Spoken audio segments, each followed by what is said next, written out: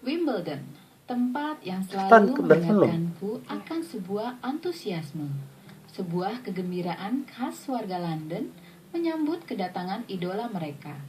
Siapa lagi kalau bukan para petenis dunia? Kali ini aku pun datang ke Wimbledon dengan antusiasme yang sama, bahkan mungkin melebihi para fans itu.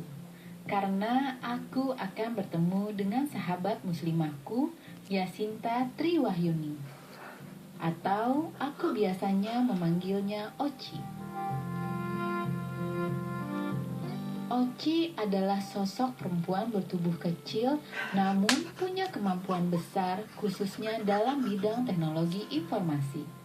Karena kecerdasannya ini, Oci dipercaya menduduki sebuah jabatan bergengsi di salah satu perusahaan ternama dunia asal Amerika. Aku pun tak sabar ingin bertemu dengannya, ingin kembali mendengar kata-katanya yang lugas dan cerdas. Ingin belajar lebih banyak darinya tentang keseharian seorang muslimah yang mandiri dan seorang ibu yang multitasking. Ci, kita ini sekarang lagi di Wimbledon. Di Wimbledon Park namanya. Justru di sini ya, tempat yang kalau Mbak Ci bilang kalau menuju bulan Mei nanti mereka akan kemah-kemah. Iya, biasanya di sebelah situ mereka akan bikin perkemahan karena kan nanti biasanya pada untuk menonton yang All England atau Wimbledon Cup itu. Jadi ya biasanya kalau akhir bulan Mei lah ternyata ya ramai banget di sini. Seru ya, sayangnya aku coba harusnya pas di bulan Mei ya. Iya. Gak apa-apa bisa datang lagi. Insya Allah, mudah-mudahan. Mbak Ci, kenapa sih kamu tertarik dengan IT? Kenapa ya? Karena sebenarnya sih tidak direncanakan. Tapi kemudian akhirnya bertahan selama hampir 15 tahun. Ya, pertama karena memang dari awal waktu masih kuliah juga sudah mengambil spesialisasinya juga sistem informasi. Jadi begitu kemudian diterima pekerjaan lagi di bagian IT, ya saya pikir wah ini udah sejalan dengan yang saya udah lakuin gitu. Jadi ya saya lanjutkan dan ternyata betah. Dan pada waktu itu mungkin sedikit kali ya wanita. Iya, karena termasuk sedikit, ya agak-agak jarang lah ya waktu itu yang ngambil, cuman ya nggak apa-apa sih, saya juga nggak terlalu lihat wanita atau enggaknya gitu, yang penting saya suka, saya jalanin gitu aja.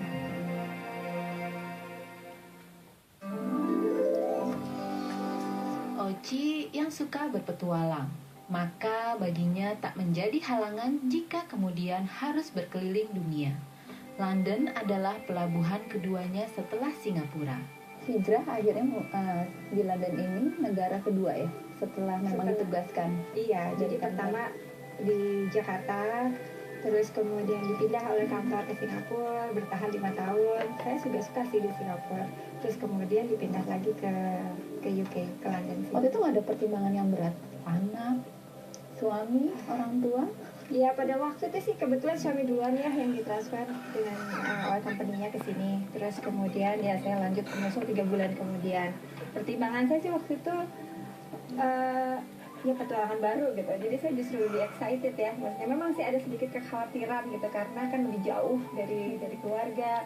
Sudah gitu anak waktu itu masih umur 4 tahun ya, masih agak kecil. Tapi saya pikir ya kapan lagi gitu kalau misalkan nggak dijabanin sekarang ya udah saya lakuin gitu.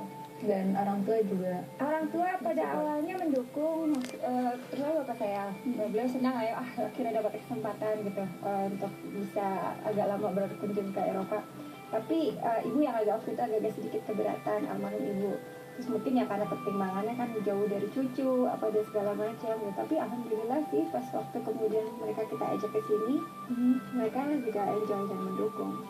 Sampai akhirnya anak-anak juga dibesarkan di sini. Iya. Sekarang mereka sudah ini sih sudah well integrated lah ya sama lingkungannya juga. Walau kadang-kadang mereka masih suka bilang, aduh saya pengen kembali ke Singapura.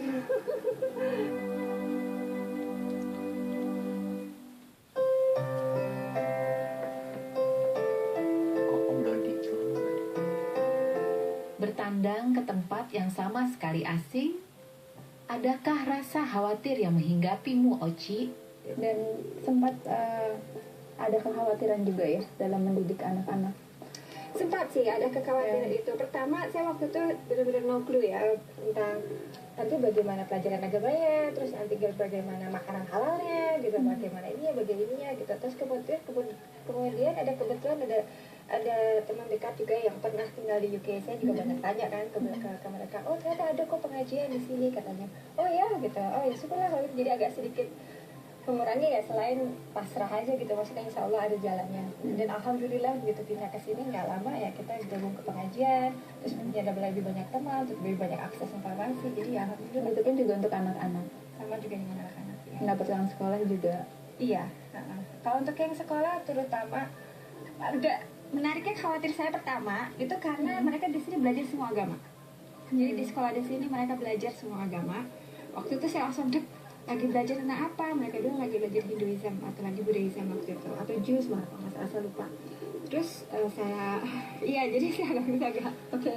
Tapi kemudian setelah justru lebih banyak bahan diskusi, justru saya pikir itu jadi hal yang menarik karena mereka jadi justru ketertarikannya dengan agama, dengan Islam dan sebagainya, itu malah jadi lebih mereka Membuat mereka terbuka kali. exactly ya. Jadi lebih buat mereka punya ketertarikan untuk belajar sebagaimana mungkin kalau kita zaman dulu kita ikut aja gitu ya kata orang tua. Kalau ini mereka karena mereka belajar juga agama yang lain, mereka juga belajar tentang Islam di sekolah. Jadi dan mereka tahu mereka identitasnya adalah Muslim, jadi lebih ada semangat gitu dari diri mereka untuk belajar. Dan dari situ juga mereka belajar untuk bertoleransi. Betul, ya, betul. Dengan lingkungan sekitarnya, walaupun memang awalnya pasti Mbak Uci dan suami kaget ya. Saya kaget gitu, tapi untuk kemudian diberi penjelasan pengertian oleh gurunya bahwa yang dipelajari ini itu dipelajari hanya sekedar informasi kan, jadi hanya sekedar knowledge gitu, bukan melakukan ritualnya. Jadi Atau berbeda, pendalaman. jadi beda cuma sekedar mengetahui, dan tujuannya adalah untuk menghargai bahwa ini loh ada perbedaan-perbedaan dan bahwa ini harus dihormatin, bahwa setiap orang tuh memiliki keyakinan yang berbeda dan perbedaannya ada di mana. Jadi seperti itu. Tapi anak-anak pada akhirnya bisa menerima itu. Iya, alhamdulillah bisa. Malah mereka sekarang lebih strict ya. Jadi kalau misalkan main ke rumah temannya gitu, mereka akan selalu tanya, ini nanti makanannya halal nggak? Oh, subhanallah. Iya. Ya alhamdulillah. Jadi kalau ke supermarket juga misalkan, mereka juga bisa halal gitu. Jadi mereka pasti udah lebih aware gitu ya bahwa mereka harus selalu makan halal. Udah gitu harus selalu melakukan ibadahnya. Kayak bulan puasa juga. Itu contohnya menarik juga itu. Waktu mereka coba berpuasa di sekolah, saya langsung dapat surat dari gurunya. Mereka bilang, are you really sure, because mereka kan masih kecil katanya. Nanti nanti apakah mereka apa? Saya lihat ini yang besar tidak pernah minum sama sekali gitu. Masa minum aja nggak boleh gitu. Ya tadi saya bilang kalau ya ini part of exercise, dan saya juga tidak memaksakan karena ini memang bagian dari praktis. Terus kemudian ya akhirnya mereka bisa mengerti, mereka juga alhamdulillah diberi kebebasan ya untuk menjalankannya.